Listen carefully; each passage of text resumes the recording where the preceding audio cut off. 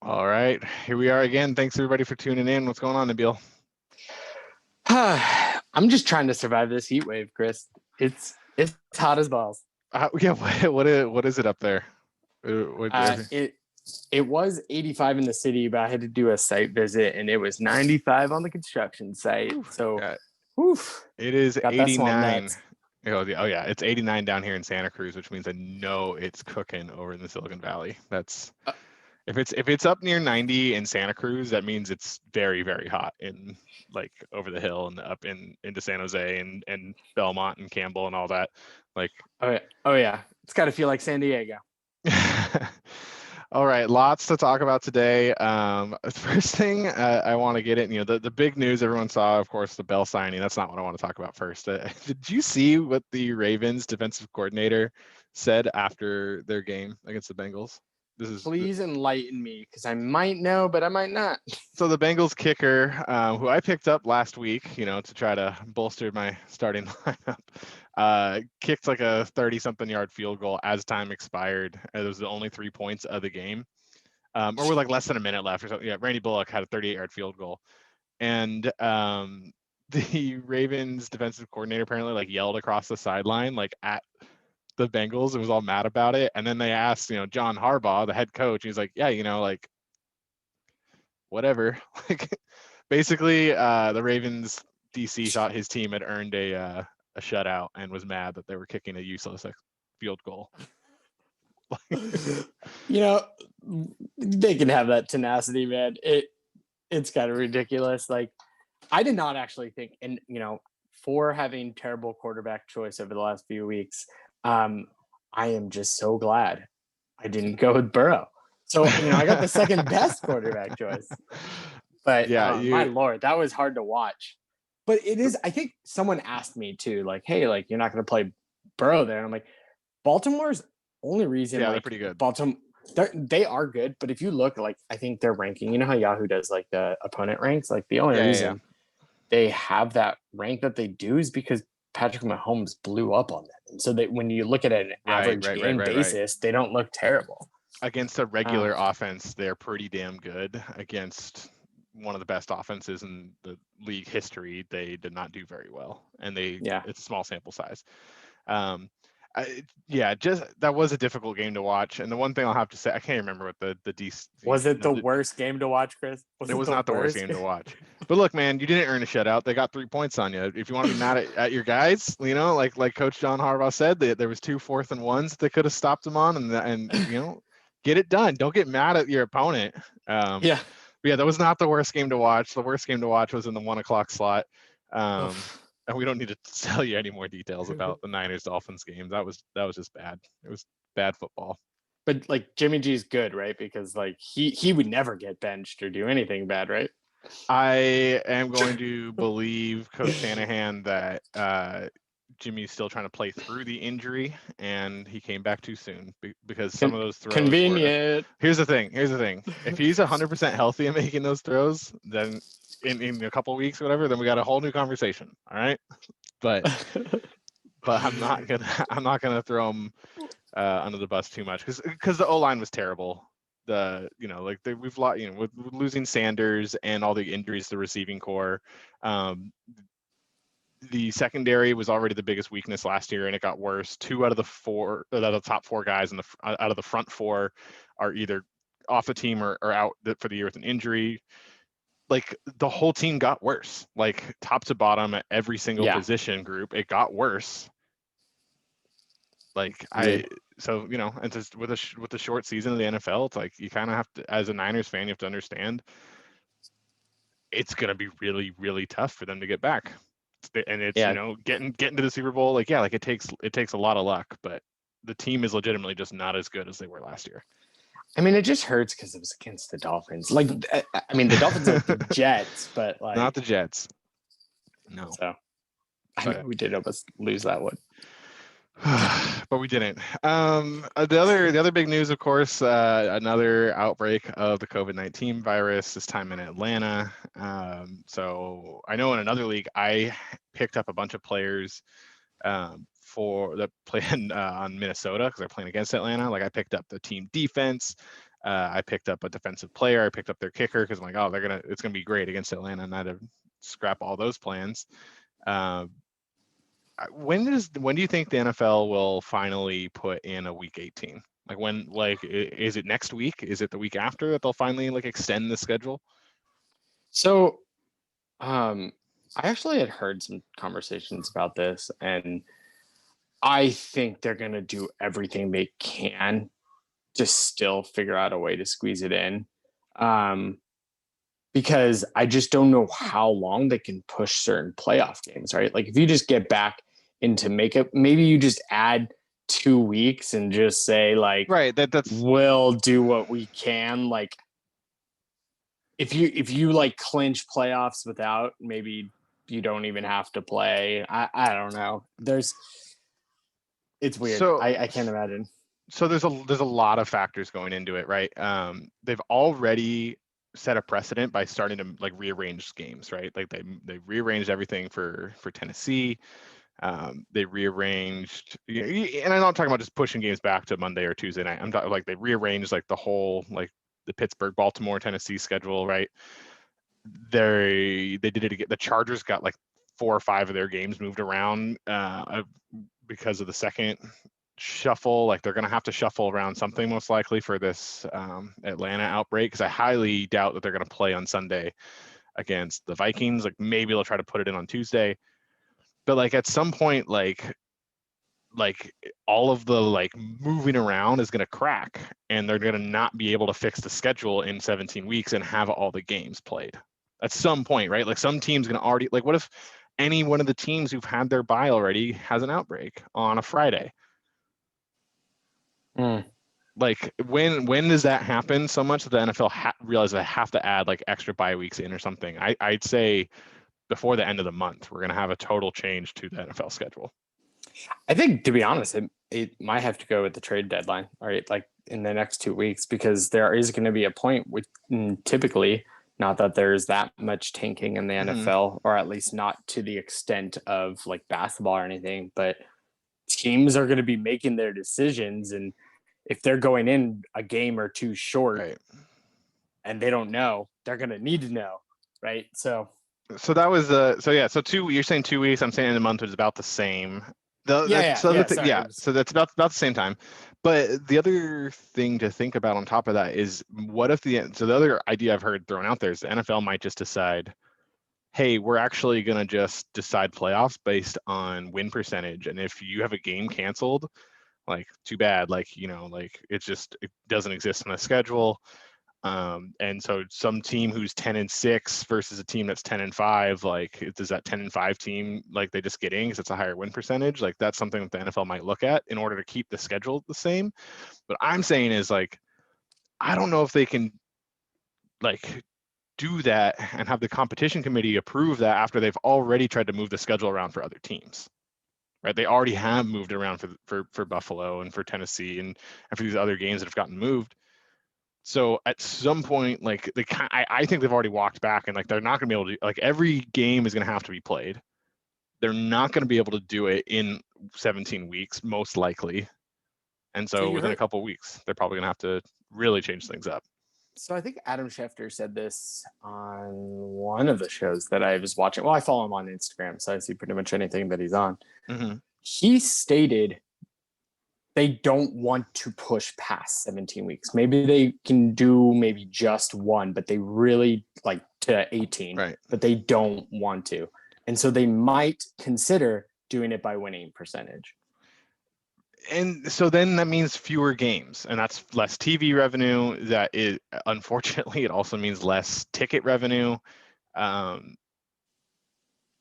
So we'll see. The NFL is going to have to make a couple really hard decisions on that, and I think you bring up a good point. They want to, if Schefter's saying that, that's probably true, but what did they think? What did they think was going to happen?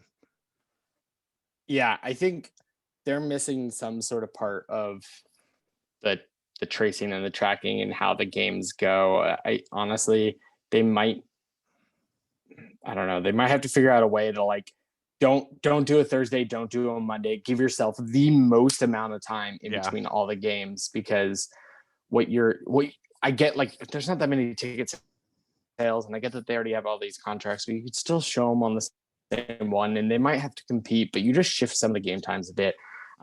But yeah, like it's gonna be rough because they're I gonna lose think money, but it's better than lose. I don't know. I think getting rid of Thursday and Monday might be a great idea to simplify everything and make sure everyone's on the same cadence. Because But they might be able to do what Sunday and then have practice Wednesday just to give themselves some days to get a like. Because the thing is, they're just going like I don't actually know how NFL practices, but I feel like they start on Tuesday. Like they usually take one day off or something. I believe with NFL, typically, from what I remember seeing, like on not Hard Knocks, but like the NFL films, like the Yeah. season recaps, I'm pretty sure, and I'll have to do some research on this afterwards. I'm pretty sure most NFL teams take Tuesday off. And I think it might even be like written into like the CBA that like they like Monday after like the Monday after the Sunday game, they come in just to like, and it's nothing more than, you know, see the trainer and just kind of check in, whatever, like maybe some film, like no like on-field practice. Tuesday's a complete day off. Like Wednesday, Thursday, they're out there like not hitting hard every time, but like they're hitting a little bit, running some plays. Friday is walkthrough, Saturday's travel day, or Yeah. even I mean, sometimes Friday's travel and Saturday's practice at the location. But then so Monday, like if you play Monday, like I think you just go straight to Wednesday. Like you yeah, just, I but think they I don't would know. I have don't to know. do. They would have to do like a Wednesday test, but then just walk through or film study or gym time that where they can like they need to figure out like how do we get everyone out of being in close contact Right. with the at least the shortest amount of incubation period and give us testing early Wednesday to hopefully have an answer by the afternoon or evening because they Yeah, have like it's the top of the state of the art facilities, right? well, they're Like getting tested every day too, but I just, you know what I mean? I just think like if they do go in early Wednesday, that's still almost too early for the incubation period. By the time you get your results, you don't know who they've contacted. I don't know. yeah. It's a The mess, and we are not going to be the ones who figure that out. no, the cold hard truth, in my opinion, is that without having the players live in some sort of hotel bubble, we're going to keep having outbreaks. Oh yeah, You know, like it's yeah, just going to keep agreed. happening unless they, you know, bubble up. Let's stop talking about the real football and get into the fake football. The first matchup I wanted to recap from last week. In fact, the only one I wanted to peek into was Hoyt and Drew. So let's click back into week 5 here. Hoyt and Drew was the closest matchup, I believe, or at the very least, it was one of the closest. First place, Ryan Hoyt, no more. He does lose to Drew. Uh oh, But here take a comes the look slide. at but take a look at this. If you're Hoyt, if I told you that every single one of your players would get double digits except for your tight end and your kicker, you'd feel pretty good about the week, right? Like about your chances to win. Yeah, I mean he hit that golden number that we're saying, right? It's like Uh, 20. Maybe nowadays I'm kind of feeling like to guarantee it, you need 130 now, but Yeah, I mean, yeah, even 140 is when I think you're starting to get to the point where like you shouldn't lose. Like you're right. 130, He has you're gonna lose one out of every 3 times, maybe one out of 4. Um, but big effort. The Russell Wilson DK Metcalf stack for Drew absolutely has to like that's the difference maker in this fantasy matchup. well, it's also funny, right? To kind of like piggyback on your point, right? So you said other than the kicker, all your players scored double digit, but And the your tight tight end. end, Yeah. right? But then to say that you lost to a team that had four players with single It's digit rough. scores, Yeah. right? Like that's like another kick. So hmm I mean, it's a tough That's loss. You can't it. feel bad after 130 though. Um, No, no, because he hangs around. I think he's just a few points behind Rocha for the as the top scorer. You know, he's the number 4 seed right now, being the the highest scoring guy out of the 3 that are 3 and 2. And yeah, it's like you can't like I don't feel bad for Hoyt for losing, but like if I'm Hoyt, man, it's like what like what else are you supposed to do except for put your best guys out there and um now look I mean, at I Drew. feel for that. Yeah. But here's the difference. If he puts Fitzpatrick out there, that's still not enough. If he gets Fitzpatrick in over Roethlisberger, and then for Ward, No. there's no way you're gonna couple points over Keenan Allen, but like there's no way that you're gonna make that play anyway, and you still come up short. Like, so what are you gonna do? You gotta just sometimes, but this could be a playoff matchup. Like Absolutely. right, like this, yeah. And so more and more huge thing for Drew is what is Seattle's playoff schedule? And they play the Washington football team in Week 15, and they're probably just I can't see Washington being that good that where that Seattle is not able to just pour a ton of points on them. And then in Week 16, they play the Week 14, the playoff, the wild card round, they play the Jets, and the Jets are terrible.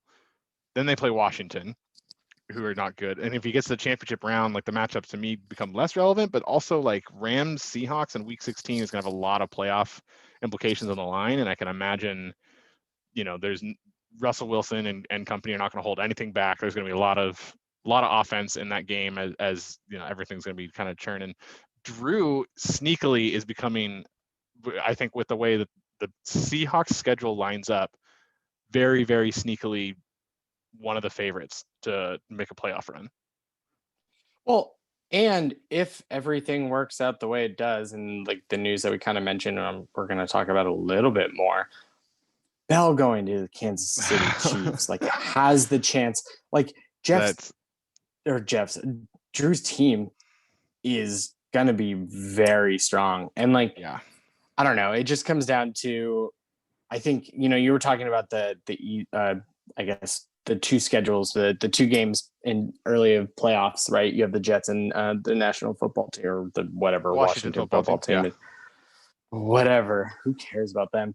The one problem with playing bad teams with a quarterback, and while he still has the receiver, it's fine. They're going to be able to run on those teams. Washington does have a good front seven, but I don't know. It should be interesting because they're letting Wilson truly cook. And like after that almost playoff or that almost comeback, like, I mean, how can you not let him just do him, right? Like, and yeah, his lowest score is at 21. Right. So first of all, he's earned it in years before. But the fact that Russell Wilson has never won an MVP this year, or has never won an MVP, I feel like this year they've already talked about how much he deserves one, and like rightfully so. Like he's had MVP caliber seasons. Seahawks are 5-0 for the first time in franchise history. Like, I don't know if you ever read like much of like Bill Simmons, but like he talks about how like early on in, I think it was the 96-97 year, like everyone was like, why does Michael Jordan have to be the MVP? Like it could be Karl Malone. Like I feel like they're already setting this up, having the conversation. Like Russell Wilson is going to win MVP barring like an injury in the next few weeks, right? Yeah, and depending on when that injury is, they might still give it to him. I mean, it is crazy. Like, he deserves it too. He completely deserves it with the start he's had.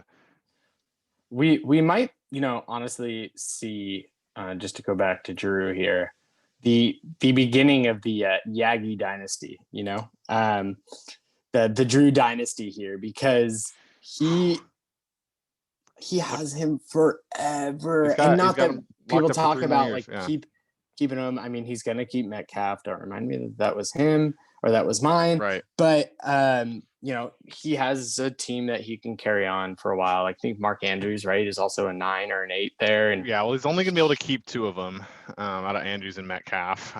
So he'll have to be we don't know where injuries are. He can always know where injuries are. Rule 9. But I mean, most likely he keeps Wilson, and then one of Metcalf or Andrews, he's going to be able to deal at some point in the offseason. And if he doesn't, that's going to be either one of them is going to be a high Rule 9 pick for sure. Let's look into a couple of trades. I just kind of I know you're going to have an opinion, Nabil. We haven't talked about this off camera yet, but I want to know what your opinions are of a couple of trades that have gone down. Have you been able to take a look at the So it's funny you sent me trades that yet? little schedule, and I was like, "Oh, hey, I'm looking. Oh, we're looking at trade reviews." This And because this is then in I trades. look. Well, yeah, I missed I missed both the trades. I didn't see them. I guess one was today, so So that's fair, whatever. yeah. That's fine. But so basically, the first one, and I got him up on the screen for you. Spencer gets Michael Thomas, so he's trying to make that playoff push. Gives up Corey Clement to Hunter, so like really not. Clearly the deal is just for Thomas and the picks, and then Hunter gets a second for a fifth, a fourth for a ninth, a 10th for a 15th. Do you think he got enough for Michael Thomas? Do you think Spencer overpaid? Do you think this is like So right? What? it's funny, right? So I don't think I'm like saying anything I shouldn't, but me and Hunter for like a couple weeks we're talking about. I was trying to make a move on Michael Thomas. We just never came to an agreement, but I do think he got the deal he wanted. Yeah. A second and a fourth, maybe. That's pretty good. That's kind of the way I like to think of, like, at least the fourth round is like those are your rule 9, like really important picks. That Mm-hmm. second round, you can kind of do that move that you did, right? Like get the guy that you want in the second round because you can, because not many people are going to use a first rounder on Mm-hmm. someone. So he set himself for success next season. I mean, obviously I he think so doesn't care too. about Yeah. Corey Clement. I'm actually a little concerned about Michael Thomas. Yeah. Not It's not that he's bad, but I think like my biggest thing for him is that what was this like discipline? Like that well. wasn't an injury; Yeah. it was a discipline. I got a So like Schefter reported that Thomas had an altercation with a teammate at practice this weekend. it just Saints are it trying to keep it buttoned up, it's but oddly enough, that's kind of out of character for what Michael Thomas has been in the past. I don't sure. know. We don't know him. He might be getting hot headed because he is a really good receiver. So maybe he's getting a little prima donna ish. And so that might become an issue. The Saints are doing fine. Drew Brees is the leader of that team. So he'll Yeah. be a producer. But even then, right? Like I'm also kind of peering into it. Like I guess he got injured week 1. So 4.7 on 5 targets. I mean, I don't know. We'll see. I don't I know. think it's a good push. Um, you need a receiver. It's better than Corey Clement, right? So, and I guess Right. How Spencer many is he gets even to scored any learn now. points?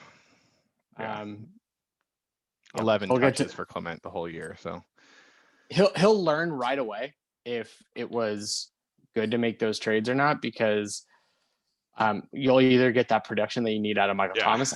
I'm going against him this week, and I think this will definitely be the boost to kind of put him at a level playing field with me as far as projections, but projections mean nothing. Yeah. So we'll see. I wish I had more of an opinion. I think that was a good trade from Hunter. I actually thought he would have probably held out towards closer to playoffs, just because Yeah. I think it's easier to sell like right when you're on that deadline to get everything you want. But as I know with wheeling and dealing with Hunter, he doesn't really make it unless he knows he's got the value, or at least in his favor in his head, whether it's beneficial to both or not. Right. Yeah. So it's a good trade. Yeah, I think he got a good amount out of it. I think Spencer, for not having seen actual trades happen in our league that were swapping picks, other than the like 24 hours he had before Rule 9, did a decent job. I mean, to me, if I look at this, it's like, okay, like the 5 for a 4 is like, and you'll see where I'm going at the end, but like a 5 for a 4 that Spencer is moving up, right? And then a 9 for a 10. So he's barely are moving up, from round 5 into round 4, from round 10 into round 9. Like there might be like, you're moving up a little bit that could be beneficial. And then essentially you're dropping your 2 for your 15. Or for an extra, like dropping your 2 just Right. for a back end. So essentially, to me, this equates to about, roughly you're giving up an average second round pick. You're hoping it's at the back end, or even if it's not, like you've also got a little bit more up. So maybe it's like a late second, mid third ish value for Michael Thomas. And if Michael Thomas gets his act together, both with the issues with his teammates and the injury, it could be worth it. Like Michael Thomas could be a guy for Spencer who, turns him from just a playoff hopeful to a contender. With Tyreek Hill in there, if Matt Ryan and the Falcons turn it around, he's got Derrick Henry. This Tanyan guy for Green Bay, like, it could be like The next legit, Kittle. like a next, yeah. I mean, like maybe not the next Kittle, but like a legit top 5 tight end in Oh, fantasy. you Like, didn't hear that? did he call himself the next Kittle? No. So when it was I think it was a Monday night game. It was probably Chris Collinworth who was talking about it, but it was, yeah, they were just talking about Tanya and how well he was playing. That was that 3 touchdown game. He worked out with Kittle Okay. over the summer. They kind of had the same haircut. They're wearing that same that same hat that a lot of people are, but like, you know what I mean? The look is all there. He's definitely trying to, mimic probably someone he was mentoring or working with. Yeah. And hey, honestly, he looked good. Could it have been like a flash in the pan? We'll see. I do. One stat I love about Tanyan is he has 13 catches on 14 targets. Like, the dude's efficient. Like, and they throw it near him, he goes up and gets it. And my only thing is, let's see if he sustains this for the rest of the season, because that's what I mean. Kittle has, other than the times he's been injured, has been able to sustain a ton of volume. And if Tanyan can, then yeah, sure, he can absolutely be like that next Kittle. But also, I don't want to set lofty goals for him that are too high. Look, how is only 41% of Yahoo starting Tanyan at this point? Also, Again, the flash in the pan, and people have high hopes for some other players. I don't know. We'll see. Probably because they haven't moved him out of their like. I just realized it's because he was on bye week, and this is an actual, like, most people don't set their lineups until Sunday morning, so that's probably why. Yeah. Okay, and then the other trade just happens. I haven't had a chance to really look at that too much yet. Between Kevin, was it Kevin and James? Who made that trade? Kevin and Drew. Kevin and Drew. And we talked about Drew enough at this point. And I want to get into Kevin's preview anyway. With Hoyt is the next match I wanted to look at. Let's take a look at Hoyt. Why is Hoyt projected for such a low total? Is he just on a bunch of bye weeks? I mean, you have a tight end at Kamara, 8. yeah. You have Kamara, Allen. That makes sense. But yeah, I mean, so this is where Hoyt's, really could have used that win against Drew, because now he runs into one of the absolute, like, juggernaut teams in Kevin, and most likely Hoyt's going to be looking at 3-3. Oof, that's bold. I'm trying to kind of take a look and see what we have here. You just can't trust anyone from the Giants, so it's kind of rough. I wonder if, it's time to take some chances, but I'm looking at his team and he doesn't really have one of those, the only name that comes to my mind right now is like Deshaun Jackson, right? Like, he doesn't necessarily have, because that's what you want during these kind of bye weeks is, instead of move Singletary up, who has been playing really well, into that Freeman spot and play just a big hitter, because that's what you need. Yeah. And maybe he still has time. I'm sure there's players on the waivers that he could maybe look at if he wanted to do that. But I get it. Yeah. Sometimes play safe. Yeah, I mean, the other thing too, though, like for Kevin, like, he's projected for 142 and yada yada Yahoo projections, but like, he's got the Tampa Bay defense in there, who's projected for 5.8 against Green Bay. Like, he's going to change that. Like, he's not going to play the Tampa Bay defense, I would think, like, unless he's wants to hold on to them because of they play the Raiders and the Giants. And yeah, like, it's not like he's going to change that at some point. So he's going to be projected for like 145 points. And on top of that, being a tough week for Hoyt's bye, maybe that ends up being a good thing for Hoyt, like, knowing like the week he has to play Kevin's juggernaut team, like, he really had no chance anyway, like, just score as many points as you can. But Hoyt, I mean, I wouldn't call this part of the slide, but like, he's definitely not going to be in first place, in my opinion, after next week. Yeah, I'm kind of I'm peeking at his team here, and I'm trying to figure out like what is the best move, right? The strategy is typically you want your later player to be in the flex. So he Mm-hmm. has that with the Monday games. But I'm like even wondering like is there a way that he can kind of play around with that just to see how his team's doing by like the end of the 10 a.m. games? Can he create some flexibility to just go grab someone on waiver who's supposed to blow up, right? Because Maybe. but what's hard is Kevin's games are all so late Yes. that you Yeah. can't, right? He's got. I mean, Yeah. his studs don't really play until the 1 o'clock game, and so yeah, no, he Correct. Yeah. Both of his receivers in the 125 game time. Josh Allen goes on Monday. Elliott's on Monday. Like, so what do you can't really game it. I think you just got to go for whatever you think's going to score you the most points. Set it up so that you're the latest guy possible is in the flex to give you that flexibility. But yeah, like it's going to be a tough one for Hoyt, and it sucks for him because this is a really important another future or impossible playoff matchup. And I just don't like it. It seems like anything can happen in fantasy, but it seems like Kevin is on his way to 5-1 and going to be competing for that first place. Because the other match I did want to look into is actually between Rocha and James, and I just want to look real quick, just because it's the only other one, or both teams are currently in playoff position that are playing against each other. A little bit of a closer matchup. Obviously, we've broken down Ryan a ton. It just depends on if Mahomes and Kelsey keep chugging away like they've been doing. you're saying it's a close matchup, but it's a 10-point difference, and Ryan doesn't have a defensive. Well, there's also 3-point or only 4 points here from D'Ernest Johnson, and unless is he just on bye week hell? Oh, he is. Yeah, I don't think this game Oh, is there's as just close like as you think. no. I assume I didn't know how bad. Because Chubb's still in the IR. Josh I'm Jacobs surprised that is. I've heard projection that, for and Kelly. Yeah, there's a lot of. Well, Lindsey's projection should go up because I don't see how Melvin Gordon plays this week after his DUI. Like I just don't. I mean, that's a personal life issue. I get it's kind of a stain, but I think in the past they've allowed DUIs before. It might be harder because they want to set precedents, but in a season, it won't. It would have to come from the league for him not to Right. play. It'll come from. Yeah. I think it will though. I mean, he got arrested for a DUI and for speeding.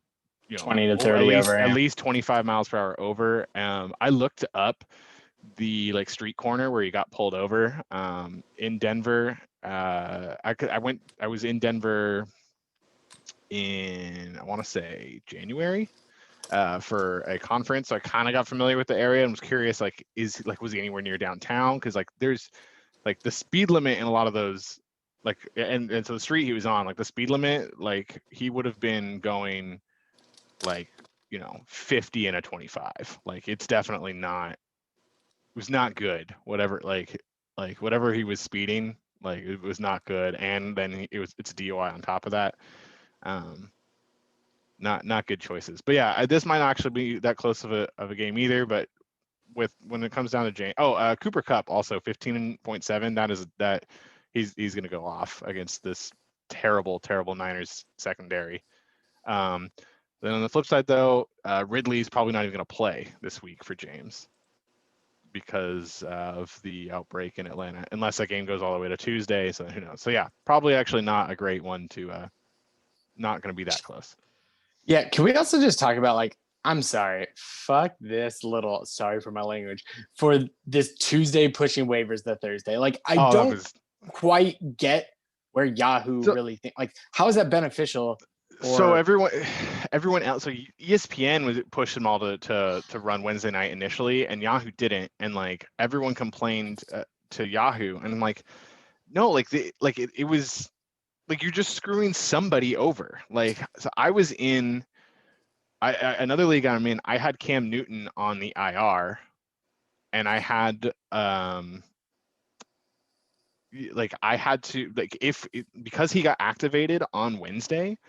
I could have left him on IR if they had run waivers on Tuesday and gotten all my transactions in fine, but like I had to drop somebody because you can't make any claims when he's in like on the IR illegally. So I was like everyone who complained about it and got Yahoo to change, like just shut up. Like just because they provide a free platform. Should they have been I able to think give we're you an on option? different sides of this. Like no, like People shouldn't complain, but also it's like, just it's fantasy. I don't see what the benefit of an additional day is. it mean, wasn't benefit. Yeah, it doesn't. I don't know. It's annoying that they said they were going to do one thing and then they changed it because people complained. Where like, if they had said like, oh, we're going to push all the waivers to just come in Thursday morning, I would have been saying like, no, like run them to like, I would have complained the other way and tried to get them to run it on Tuesday. Like, it's annoying that just like they just basically like went along with what everyone else was doing as far as the other. I see what you're like talking about. just pick a way and go with it, but don't like. Yeah. And for me personally, it would have been very helpful if they had all run on Tuesday night like they normally do. But yeah, okay, I see what you're. Okay, I thought we were on different pages. We're on the same page. I just see you were taking it from the commissioner point. yeah, player. the other option would have been nice if they had actually let commissioners decide, but realistically, those platforms just don't give commissioners too many options. One thing we want to talk about before we do we have a new game for bold predictions, but we do finally want to get around to it. How are you feeling about the Le'Veon Bell signing, Nabil? Yeah. Okay. So yeah, this is going to be a good chance to talk about it. But that Jets team is clearly trash. Right. I kind of want to say that analogy again of just being hot trash in a dumpster fire on a train wreck. But like, they need to get rid of Gase. They need to kind of just figure out what their next steps are. And I guess I kind of get why they dumped Bell, but I'm shocked they didn't just try to trade him. And I guess they're eating they'd eat his salary regardless. And they probably couldn't have found any way to have another team inherit some of that cost, which I think is probably ridiculous because they wanted to sit there and probably get some additional draft picks. And they were probably just too greedy on draft picks that no one was like, I'm not paying part of the salary and giving you these draft picks. But I think releasing him eventually will help the Jets. It's just kind of a total Jet move. And now that, I'm hurting with this, but now that he's signed by the Chiefs, it makes sense. Like I actually just saw something and I totally forgot that Bell's 28 years old, right? So he's still kind of in his prime. He looked all right. I wouldn't say he looked like the Bell of late, but again, he was on the Jets and that team just doesn't know how to coach. And now he's on, Andy Reid's offense while CH is still young. I guess it's good that he can learn from Bell, but like if Bell takes over the lead role, like he's going to be good. Yeah. And that team doesn't need to get better. They don't need to get better. I think the two things about they definitely were trying to trade him, but Bell for months has made it quite clear he's not been happy through his social media feed, being a member of the New York Jets. So what team would offer the Jets anything knowing that eventually it's almost like the other 31 teams just kind of agreed to we know Le'Veon Bell is going to only play for a certain places he wants to play, so why give up any assets to the Jets when he's we don't know if he even wants to come play for us. He's eventually going to he's eventually going to be a free agent, and then we can sign him for nothing. There's Le'Veon Bell drove the Jets' ability to trade him into the ground by all of his antics, and he got that that purse, man. Like he got a bunch of money, and the best part is for him, he didn't really have to play for a shitty team. He has a chance of getting a Super Bowl. He has a chance of looking even better going into yet another free agency that he will pull a huge bank. It's so good on him. Get that money. Absolutely. I think all the players should be doing that. So I don't really have a problem with Bell. It's kind of nuts, but I think kind of what I shot you a text about, hey, let's change up the bold predictions because I really didn't necessarily have one. And I think it's fun to kind of turn some things around, change some things around to make it exciting. Is let's just, with the trade deadline coming up in 2 weeks, right? And this might change some things with the Chiefs kind of already getting their guy, but let's throw salary out the door, right? We don't know enough about how that kind of works, Yeah. right? And do I care about defensive players? No. Let's look at each division just quickly, just at the top of your head, if you think of something that might be needed. And maybe try to make a prediction of if you think they will trade someone out. You don't have to necessarily make a guess of where they go, but a player that might be on the chopping block or on the trade list, or if you think they might trade for someone or some talent. Gotcha. And we'll just start with the AFC East, right? Just that's with the Jets already. So, Jets already. That's Bills. the Bills, Patriots, and Dolphins. Yeah. None of those teams I really see. I thought, and had Bell not actually signed today, I would have thought, okay, I could totally see Patriots doing a Patriots thing of like, hey, come on in, and him paired with Cam Newton would be fantastic, because it's so many different elements to ignore. But other than that, pay attention to, not ignore. But other than that, I think all those other three teams, Jets are going to start tanking.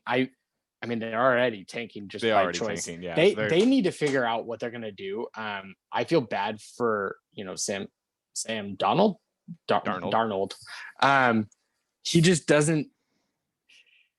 I feel like he has it, but he's on the Jets, and it's like you listen to every Jets fan and they just hate it. I think the Bills are kind of in a place where they could maybe make a move for a running back, but other than that, like their offensive side, I think they're fine. The biggest move to discuss there in the AFC East is how long do the Dolphins ride the Fitzmagic wave, and like when do they go with Tagovailoa? Like that's the only and that's not even really a trade, but that's the biggest potential move that happens this year. Right. When do they make that switch, or if do they make that switch? Like, I have to applaud you for even just trying to go for that last name. I just stay with Tua and I leave it at that. But okay, well let's stay on the East and let's do the NFC East, right? So that's your Giants, Dallas, the football team, and I know we're missing one more. And the Eagles. Eagles. So I personally can't see the Eagles really making moves, because the one thing that we kind of forget, even though they're like banged up as hell, is that they still have Deshaun Jackson, they still have Alshon Jeffrey, and they still have Jalen Reagor. There might be a point that they're out of it, so they might not try to even make moves. The only thing I can see is if they see some sort of young potential guy who's maybe in a second year of a contract on a losing team that they maybe make a trade for at wide receiver. Because Miles Sanders is very clearly their running back. Yeah. So I don't think it's there. Dallas, maybe they move for a quarterback, but it sounds like they're already going to trust Dak next year, so they're not going to make a move. They made their move for their backup quarterback already. They did that by signing Andy Dalton. Like they bought an insurance policy in case Dak got hurt. Like they already made that move.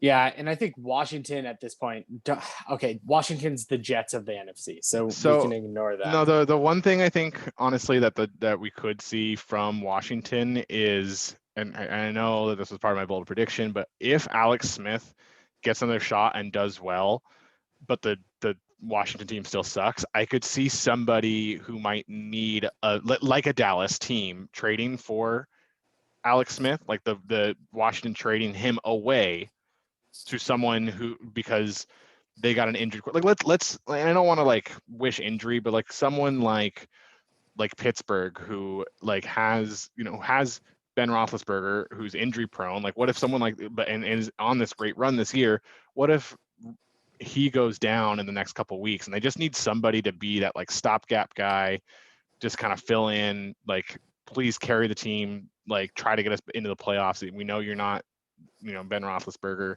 Same thing with like what if happened to Seattle, and they just need somebody to manage the offense. And again, not wishing injury on anyone, but like I could see that if there's a big quarterback injury to a contender that just needs a veteran presence, that Alex Smith could be shipped away. Yeah, I would just say I'm pretty sure Washington is not starting Alex Smith this They're not. week. Exactly. They're not. So it's going to take a lot. That's going to be a lot further down the road. And we only have 2 more weeks until the trade deadline, right? So I'm I don't necessarily, unless Kyle Allen just It would like have to. blows It up would. in 2 weeks. It would But have to take an injury to a quarterback for that to happen. yeah, yeah, I do like the boldness of it, and that leads the Giants. I think the Giants are just another team that No, yeah, just they know they lost people. They're just going to move on. So yep. let's go down to you already mentioned the North. Let's go to the North. So the AFC North, that's the Steelers, Bengals, Ravens, and the Browns. And the Browns. I think the Browns are fine. Browns are fine. They're gonna figure it out. Pittsburgh is fine unless they need to get insurance, but I don't really see it. The only reason I would have thought maybe Le'Veon Bell is everyone's saying like, what if he just made a return to the Steelers? But it seems like they have enough talent. They're a throwing team more than I really think they're ground and pound. So there's not really a reason to make any kind of extreme moves on that front. Yeah. The Ravens, I think, are kind of in the same boat as the Steelers, right? They're comfortable with what they have.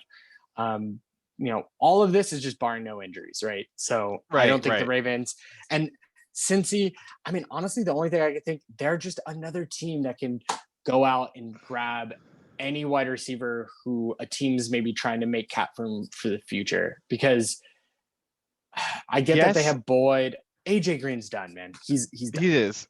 Yeah, yes, but I don't think Cincinnati makes a move this year. They're in year one of a rebuild with a rookie quarterback. Right. And they're not paying up and for anything. They're not in position. And they're in, like, in my opinion, the second toughest division in the league, with the NFC West being number one and the AFC North being number two. There's no reason for them to do anything other than develop the guys they have, and draft well again next year. Yeah. Okay, so I'm trying to get rid of some of these divisions that I don't think are much going to happen. That's kind of why the direction I'm going. So let's go ahead and go to the NFC North. That's Green Bay, Detroit, Chicago, and Minnesota. Thank you. I always miss one, so I'm glad you're on top of it. Maybe you're looking at a list. I'm trying to do it at the top of my head. I'm doing it from the top of my head. Okay, so the Packers, I think they're fine, right? They're another team. They might go out and look, but Packers are a team who they're a wild card. They could if they. I think they almost never trade. Like they're not ones to like spend up at free agency. They're all about the draft, so they're gonna hoard their draft picks. They have the future of their quarterback past Rodgers, so they're probably not even really thinking of anything. The only thing I could see is maybe a veteran presence of like a wide receiver 2. So the same way that we got Mohamed Sanu, right? Or the Patriots got Mohamed Sanu. They might look for someone there, like, or the Emmanuel Sanders deal for exactly. New Orleans. Yeah. So I don't think it's any of them. But the one thing I want to get to is the Bears, and I think Allen Robinson is traded somewhere. I want to go out and say, like, he's already not happy. There was already talks about trades or him sitting out. I think when it comes to it, because the Bears aren't necessarily out of it. They have a shitty quarterback, but they need to start thinking about, hey, can we get assets? Because we're going to need to start building a new offense. They're almost in a rebuild, which is sad because their defense is great.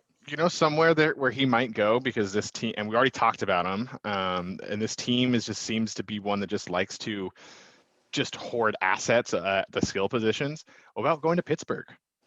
Like, clearly they have a ton of wide receivers. Clearly, like, they've got guys, like they love having like a bell cow back. But Robinson just adds another athlete who can make plays into that Pittsburgh offense. And that's the kind of guy that Roethlisberger loves to get the ball to. And it seems like that might be a good fit for him. And Pittsburgh, there was talk at least about them being in the market to sign Le'Veon. That obviously didn't happen. So that's not going to come from nowhere. So maybe they are looking to add somebody, but what are they going to give up for that? Because, I would say my only thing with it not being Pittsburgh is that I feel like they're another one where they love to grow their receivers in-house, right? They do. And like Big Ben loves having the rapport from the beginning of the season, right? So, was it Claypool? Who's the guy that you traded for? I don't want to remember his name because you got screwed on that one. Talking about Deontay Johnson? Good old starter Deontay Johnson. Whatever. And then you have Juju, right? So like, I think all of those are kind of in-house guys, and I think that's probably the route they stay. Okay. I would say I still think it's a good option for them to go there. I would say that is a guy I think that the Patriots can go to. Allen Robinson is strong. They can sign him. They have Cam Newton if they can keep a pair, right? Because Edelman's getting older, Yeah. right? And it's not like Edelman was tied to Brady in that kind of era. So why not bring in a whole new era, get the talent there? I don't think, like, clearly watching this season, Cam Newton doesn't look like he needs to have rapport with his receivers because he's still throwing pretty well and playing pretty well. I mean, I guess we didn't see him because of COVID, but I think that's an interesting one. And I think it would only be the Bears out of there because, right, they're not going to get rid of David Montgomery. No. And I don't think the Lions make any moves. I think the Lions are content. They're probably the most content team while they kind of have the reputation of the Browns and the Jets. I feel like they don't ever do a big splash. You know what I mean? They've been waiting to be the best team in their division for like 30 years. Like just like waiting for like the Packers and Vikings and Bears to all be bad at the same time so that they can be good. And it's like, no, dude, you have to try to be good on your own and hope that the timing is right so that you win a lot of football games. You can't just sit around and wait to be like mediocre and then win the division because everyone's bad. I feel like they're so caught up on the fact that, like, wow, we have the second best quarterback in the league or in our division. Yeah, and we're like, we're going to win. It's like, that's not really? enough, dude. Really? Okay. Yeah. All right, let's move to the AFC South. Okay, so then that's Houston. That's the Texans, Tennessee, Indy, and go ahead, fill it out for me. Jacksonville. I kind of like you do the first three and I get number 4. Okay, well, I mean, it works out for us. Okay, I think the only thing I can see is Houston. I unfortunately don't see what they can do. I think one of my bold predictions for this is that they move Brandon Cooks again, which poor Brandon Cooks, but he turns out to be, an asset. I don't know exactly where I think he fits in other teams. And then the other is, could they move past David Johnson, right? Someone who's looking for a veteran back who's durable and can get it done. It would have to be in a playoff contention team that is hurting our running back. And I can't could he end up with the Rams, who I know that they're getting production out of their 3 running backs, but are they looking for something more consistent? I think it all depends on how these next 2 weeks go, but maybe it's a team like that, right? Maybe because I feel like they're just trying to copy the Niners and just having like 4 good backs that you could switch in at any time. Yeah. And not give away a tell. Because he's a pass catcher. He does very well. If you look at his like stats, I think like he averages 3 to 4 catches a game. And so, I don't know. That was one there. I don't think Jacksonville makes any moves. Tennessee, I don't think needs to. Maybe to fill in that Corey Davis, but they already got Jonnu Smith, so they kind of already have the 2 receivers, and they're a ground game anyway, so it probably doesn't matter. And then the Colts. Do you think the Colts maybe make a move for a quarterback? Like someone, like a talented guy who's sitting. But what quarterback do they? I mean, maybe nothing fancy, but do they go Dwayne Haskins? Like have him learn under Phillip Rivers. They don't need to necessarily win because of Phillip Rivers, but like you can at least groom this guy who clearly got thrown in and was way over his head, had all the like tangibles coming out of the draft, but like just really kind of got screwed being on the national football team. How long? The Washington football team. How long is Rivers' contract for? I think wasn't it not a 1 or I mean maybe a 1. It might have been a 2 with a 1-year option. Yeah, then they're not going to get a quarterback. Like they're not going to piss Rivers off with a year left on his contract. I don't think he'd be. I think they reassure him and just say, "Yo, you're the starter. We want you to help groom this." I don't think Phillip Rivers is looking past 2 years. Like he's doing this. I think they do that in the draft next year. I think they draft like a 3rd to 5th round quarterback for him to groom. I don't think they trade for somebody this year. Okay. I can agree with that. Yeah. All right. NFC South. I'm going to leave you one, but I generally know these ones. Well, you can do them all. Atlanta, the Saints, Tampa Bay, and I'll let you fill out the other one. It's Carolina. Perfect. Okay. Yeah. So you totally knew that one. I did. I swear. I promise. Okay. So I think Tampa Bay, is hopefully done making trades. I don't Jesus, know how yeah. much, because like, are they a team that's not going to just get screwed by the end of the NFL season because Tom Brady's only there for a little bit? Maybe, I mean, it sounds, was he on a Oh 2-year no, no, no, contract? no. Yeah, I think it's a 2-year contract, dude, and he's getting paid better than he got paid in New England. He's not paying income tax in the state of Florida. Um, dude, his all the he's got Gronk there. I would not be surprised if Edelman when he hits free agency, if Edelman comes down to Tampa Bay. I don't think New England trades with Tampa Bay this year, but dude, Okay, wait, hold up. Crazy they're trade. they're doing great. They're Edelman doing great goes. Edelman goes to Tampa Bay for for some assets, right? Just like draft assets, and then goes and gets Allen Robinson. Just saying, calling my shot. There it is. Okay, let's move on to the one team that I know that kind of sparked this for me, and that's the Atlanta I fucking suck Falcons. And I don't know what they're going to do, but I think I read something that said the manager is saying everyone is on the table. I'm not ruling out any trades. So some of the things that I've thought about here, they know they have talent with Ridley. Do they not trade Julio Jones? They're not in contention. I know they just paid him. is it a contract year for Julio? No, he just got paid, but I'm wondering if But he's not that coach's guy anymore. He was a Dan Quinn guy, right? And like clearly they need to make other moves.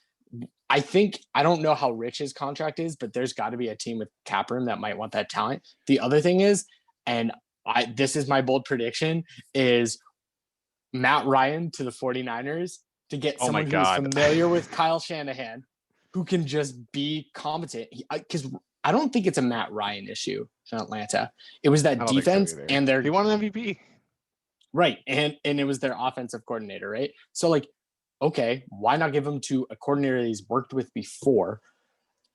Like, That's oh my bold. God, I'd be That's so bold. happy. That is my bold prediction. That's the whole reason I want to do this was this. I do not think that that's going to happen. That is quite bold. Because I mean, so that's basically the NFC South. And if we go west, like if there's a team who's going to trade like for Julio, like that we haven't talked about yet, like who can't afford it, like the Los Angeles Rams have overspent on so many different guys that like I don't think they can afford to take on Julio's contract, but they would. They would if they could, because they I think with Goff and Aaron Donald, who deserves to be the best paid defensive player in the league. And like, I don't know if Cooper Kupp's got paid yet, but Woods, like, there's like 5 guys in their team who make up like 85% of the of like the salary cap. I think like, Do you so think? What if they do like get a young like Rams want talent? See, no, they're not going to blow up that wide receiver core for Goff, but who like clearly struggles outside of his system. But is Ridley like is Ridley young enough like to be on a rookie contract still? Like they get him as a rental from As a rental. Oh, you think like yeah. I think they keep Ridley because that Ryan is towards the end of his career and Julio's towards the end kind of his career. Do we know that Ridley wants to stay in Atlanta? No, we don't. But he's what? This is his 3rd year, so they have a chance. Was he a first round pick, Ridley? No, he's probably later. So but he has next year's his contract year. So I mean, why not find out if he's your guy, right? And then so, maybe I'm going to get even bolder. You ready? We're going to just go ahead and package up Julio and Matt Ryan. Let Atlanta take Garoppolo, shitty ass Garoppolo. That will move the money fairly around because I know that Matt Ryan is pretty paid well or is paid pretty well. So. Played very well. He probably has a no trade clause too, but I'm sure he would.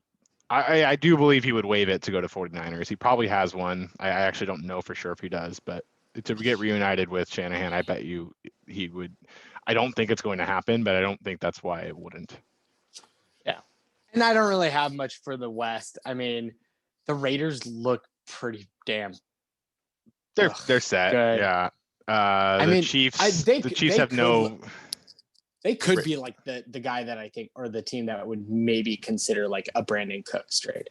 You know what I mean? Like get someone to be on the opposite side, because like they have their slot guy and Renfro, and they have Ruggs. So why not just get someone opposite of Ruggs? Yeah.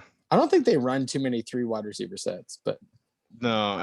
And then the rest of the AFC West, the Chargers are incompetent. The Broncos just like they're not contending this year. They've got too many issues. They might need to get another running back in there if Gordon does get suspended and Lindsey doesn't stay healthy. But like, sorry, Hoyt, like that's just not like they're not an exciting team for me to like they might bring somebody in just to like to fill in the gaps in case the roster keeps getting depleted. Also, don't rule out the Chargers. I know they looked well. I guess they kind of messed up at the end of like the Saints game, but they have a quarterback that seems like he can. He can play. Stepping him. Yeah, he can ball. Yeah. I just don't. I don't think the Chargers are smart enough to make any move that wouldn't just be detrimental to them during the season. Like, but that's another thing is like also they have a bunch of running back talent, so maybe they try to acquire assets for next year, whether it's moving Justin Jackson or Joshua Kelly. I think is the younger talent of these two. So. And if Eckler won't be back in time, and no one's going to take an injured player. So and actually that would make them not a bad trade partner with Denver, but you just don't see trades like that in the division happen very much. No, definitely not in that division too. Like, not that division. Is it? No, I guess the East Coast has a bunch of pretty bad rivalries, and so does the NFC North. But I don't know. The AFC West is 4 teams that do not like each other. The Raiders, Chargers, Broncos, and Chiefs. Like they all 4 of those teams do not like each other. Period. End of story. Yeah, I mean, it'd be nice if you had the Chargers stay in a city to really develop a rivalry. Mm-hmm. Excuse me, but I mean that's just what they do. They give you indigestion. Right. But like in the NFC West, so Niners, Seahawks, Cardinals. I'm doing it to you this Rams. time. There you go. Good Rams. Job. I don't really care. I don't mind the Cardinals. Like we're like in the AFC West, like all 4 teams like do not like each other. As a Niners fan, I'm like, I want to beat the Cardinals, but like it's like whatever. I hate the Seahawks. The Rams, there's always just kind of like I feel like it's always an opener or an end of the season game that it's always good kind of games. You know what? Yeah. Do we not hate the Cardinals because of Fitzgerald? Because he's just so. How can you hate him? Yeah, how can you hate Larry? Larry he's in all those University of Phoenix commercials. You're just like, oh yeah, man, this guy's the best. I like them. I mean, I still like the Cardinals, and honestly, they're just trying to be the next Niners, right? With their young coach trying to be all Shanahan like. But thank you for participating in that. Yeah. There wasn't really as many bold predictions as I thought. No, there wasn't, but it was fun to go through it. Oh, you know what my favorite Cardinals fun fact is? Oh, go ahead. Hit me. They're the only original franchise of the NFL that's still around. As far as like the original, like the first the Cardinals year are the Cardinals. And it's been the same team. Like, so there were like all the other teams that like started the original NFL have since folded, and like obviously other teams added, like they expanded, and but right. The Cardinals are the only team from the original NFL when they were the Chicago Cardinals. They moved out to Arizona in I don't know sometime before we were born. Were the St. Louis Cardinals, were they originally from Chicago too? Because I just kind of feel like all these teams that are very similar in name must have been from the same city. Let's just look up the Cardinals Wikipedia. This is going to be a long episode, guys. It's going to be a really long episode. All right. Oh, man. Oh, is it that time already? They're trying to... they asked Wikipedia's trying to... Yeah. I was like, I thought that was December when they tried to get you to... All right. So I see Chicago. I'm surprised you didn't just type in the baseball brutal, team. Wikipedia is pulling no punches. Since winning the championship in 1947, the team suffered many losing seasons and currently holds the longest active championship drought, of North American sports at 72 consecutive seasons. Oof. So wait, okay. Yeah, so they were in Chicago. and they moved. They were in St. Louis. And they So moved to I St. wonder Louis. if I wonder if the Cardinals, the Moved to baseball Phoenix. team, if those look up the while you're Well, looking that's- at look up the baseball team. Look up the baseball team and see if they Well, kind of have the same timeline. The If they St. were Louis in that Cardinals. same, yeah. Hold on, I'm just trying to see the years. Where was? I'd scroll Where right did they here. move? It's got to say. You're looking, I can't see it. Sorry. Okay, so the other thing, what I'm going to talk while you're looking this up. Okay. The other thing I need to get into for like a hot sec is I fucking hate Kyler Murray right now because Kyler Murray is the only reason that Drake, I feel like, actually has been terrible because he is stealing He's all just stealing the all goal the line touches. And like I get yeah. it, like he hasn't looked good, and a lot of people are saying that, but like there's no way that someone like David Johnson or Gurley could be doing better than Drake when it comes down to the fact that like at least those guys are getting goal line touches. Drake just doesn't even have a chance to get me any fucking points. Okay, I'm done. I can't get that much. Sorry, the St. Louis baseball Cardinals have been in St. Louis for their entire history. Okay, so maybe they just thought it was a fitting choice to go to St. Louis for hold on. Uh-oh. The National League expelled St. Louis from the league after 1877 due to a game-fixing scandal, and the team went bankrupt. The league, they continued to play as a semi-professional barnstorming team through 1880. Oh, this is before the National League, really. All right, well, come on. Oh no! Wow, yeah, they were. So they can't. So they can't. Funny, 1877. Come down the rabbit hole with us, people. Anyway, okay, sorry. This is a fantasy football podcast.